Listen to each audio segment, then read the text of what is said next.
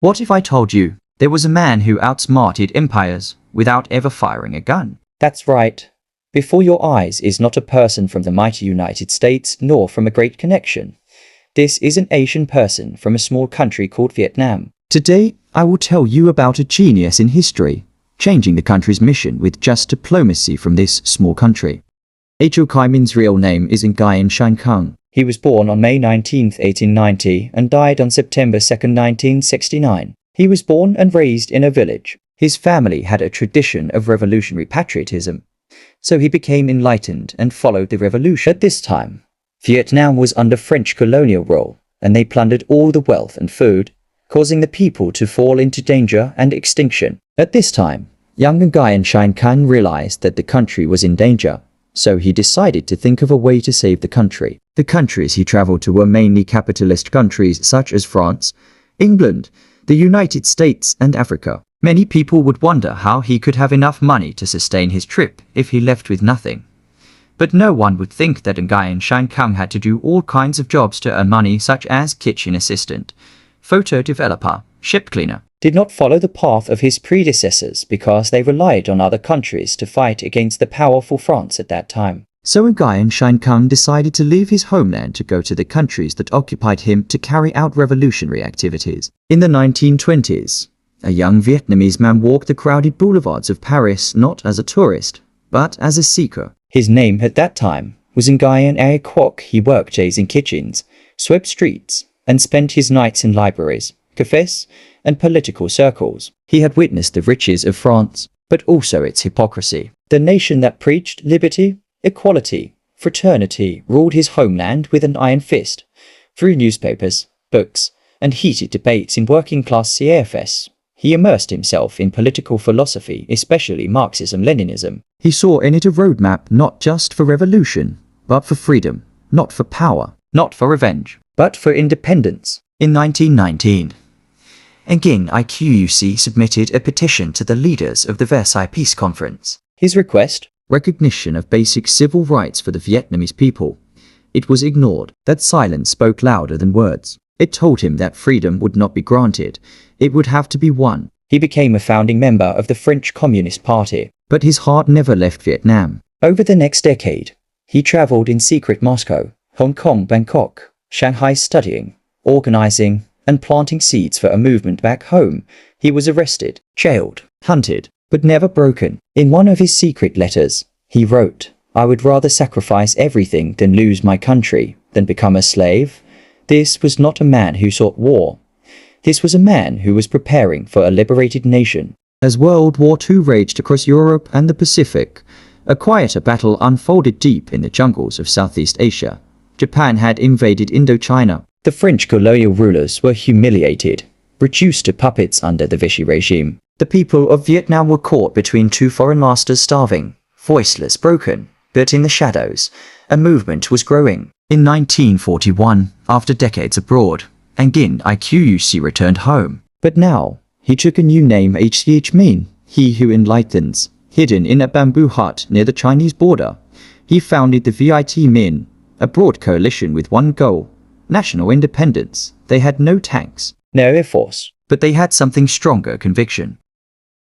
The Viet Minh became a whisper through the mountains, a rumor in the rice fields, a fire spreading beneath the surface of occupation. Ho Chi Minh knew that to defeat empires, he needed more than courage, he needed strategy. In 1945, the U.S. Office of Strategic Services, what would later become the CIA, found itself working with the unlikeliest of allies, Ho Chi Minh. His forces had rescued downed American pilots. In return, they received radio equipment, training, and supplies. It was a quiet alliance. Unofficial, temporary, but for Ho Chi Minh, it was a glimpse of what the future could be of Vietnam, free from all foreign control. He even wrote letters to President Franklin D. Roosevelt, asking the United States to support Vietnamese independence after the war. The world, he believed, was changing. Empires were falling. The age of the colonizer was ending. But history doesn't always turn the page the way we hope. In August 1945, Japan surrendered. French control had crumbled. For the first time in over 80 years, Vietnam stood at a crossroads and guarded, uncertainty-free. Ho Chi Minh knew there was no time to waste. In a matter of days, the Viet Minh swept through towns and cities, taking back the nation not with guns but with belief, with words, with revolution. The moment he had waited a lifetime for had come. Ho Chi Minh invoked the U.S. Declaration of Independence, not as flattery, but as a mirror. He believed the Vietnamese people deserved the same rights the American colonies once fought for. That day, the Democratic Republic of Vietnam was born, but the world wasn't ready. Just weeks later, French forces returned to reclaim their colony. Backed by British troops, they landed in southern Vietnam. Ho Chi Minh, desperate to avoid bloodshed, entered negotiations. He wrote more letters this time to President Truman.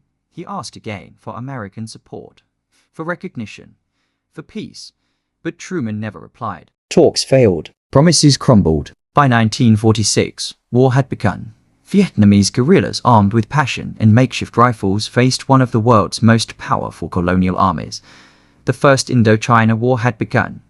And yet, Ho Chi Minh didn't vanish into the jungle.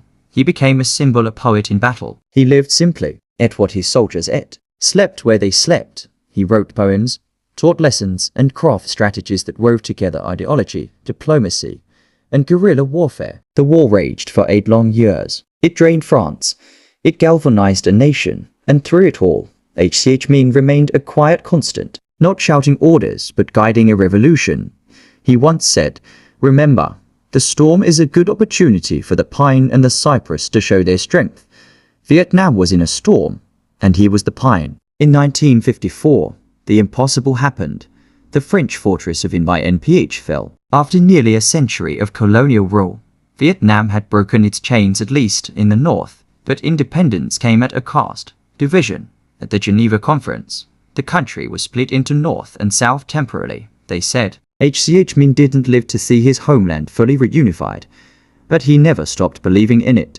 He spent his final years not on a throne, but in a small stilt house in Hanoi, surrounded by books, letters, and citrus trees. He refused luxuries, wore sandals cut from tires, wrote poetry in his notebook and answers to children's letters by hand. To the world, he was a revolutionary. To his people, he was Uncle H.O., a symbol of resilience, a teacher of independence, and a reminder that leadership can wear a humble smile, not just medals. Ho Chi Minh passed away in 1969, before the war ended, but his presence never left. In villages and cities, in songs and slogans, in stories whispered from parent to child, his spirit endured.